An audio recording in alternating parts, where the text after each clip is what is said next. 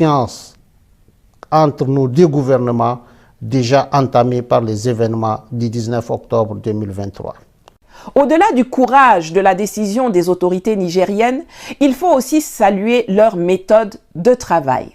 Les Américains sont venus les accuser d'avoir passé des accords secrets avec l'Iran et la Russie, comme si un État indépendant avait besoin de se cacher pour conclure des partenariats en toute souveraineté.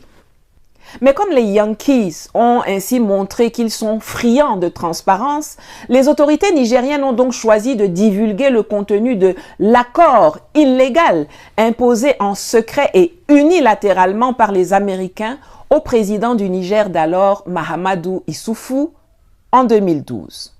Donc, la présence américaine sur le sol nigérien est du seul fait des Américains. Les Nigériens n'avaient rien demandé, mais les Américains ont décidé de venir et de s'installer pour faire on ne sait quoi depuis le Niger. Ils y sont donc illégalement. Faut quand même que vous intégriez ça. La CIA est venue construire la base américaine la plus chère du monde à Agadez sans l'accord des autorités du pays où elle est venue s'installer. Comme nous-mêmes, on ne le savait pas, est-ce que le contribuable américain est au courant que depuis 12 ans, des centaines de millions de dollars sont dépensés pour maintenir plus de 1100 hommes et entretenir 3 bases à Agadez, à Niamey et à Oualam de l'armée américaine et de la CIA au Niger depuis 2012, sans l'accord ni du peuple, ni des représentants, de ses représentants à l'Assemblée nationale de l'époque qui n'ont pas été consultés? Cet accord est non seulement profondément injuste dans son fond, mais également ne répond pas aux aspirations et aux intérêts du peuple nigérien pour les raisons objectives suivantes. D'abord, il contraint le Niger à payer des factures liées aux taxes des avions militaires américains dont ces derniers doivent normalement s'acquitter et qui coûtent des milliards de francs CFA aux contribuables nigériens.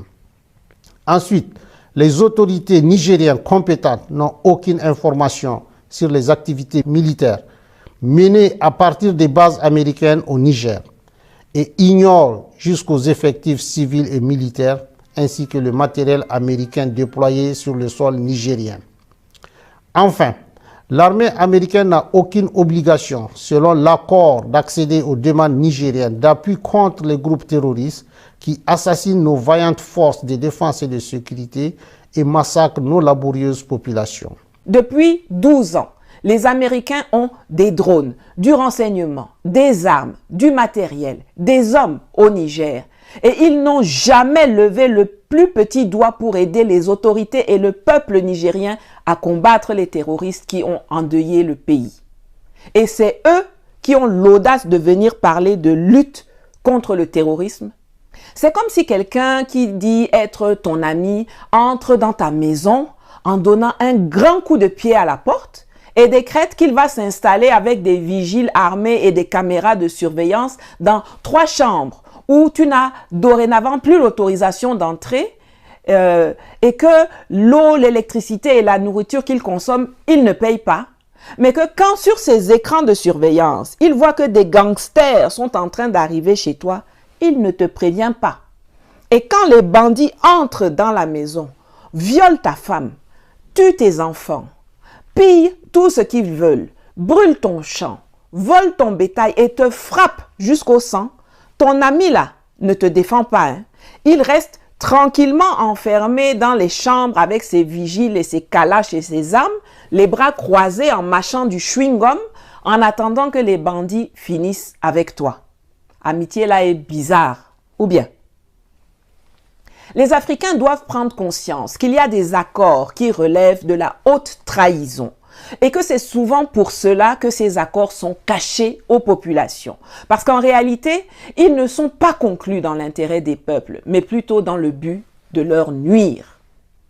Il est vital que les Africains surveillent leurs dirigeants pour leur interdire de signer des accords que leurs seuls intérêts personnels commandent. Les autorités nigériennes sont sur la bonne voie en communiquant le contenu de l'accord relatif au statut du personnel militaire des États-Unis et des employés civils du ministère de la Défense sur le territoire du Niger.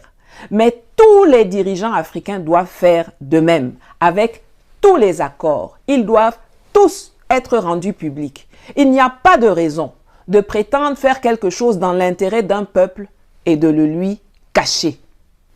Quand on vous dit ici que l'Occident c'est le mal incarné, certains disent qu'on exagère. Je l'ai déjà expliqué, mais la répétition est pédagogique. Ce qui se joue chez nous là, c'est l'émergence d'un nouvel ordre mondial multipolaire. Depuis la fin de la Deuxième Guerre mondiale en 1945 jusqu'à très récemment, les États-Unis et leurs zélés serviteurs européens se sont comportés en gendarmes du reste du monde.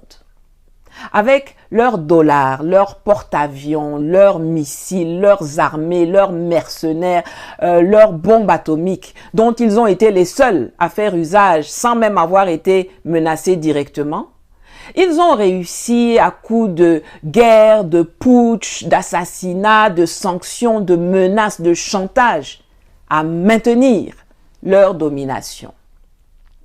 Ces gens-là sont des sauvages.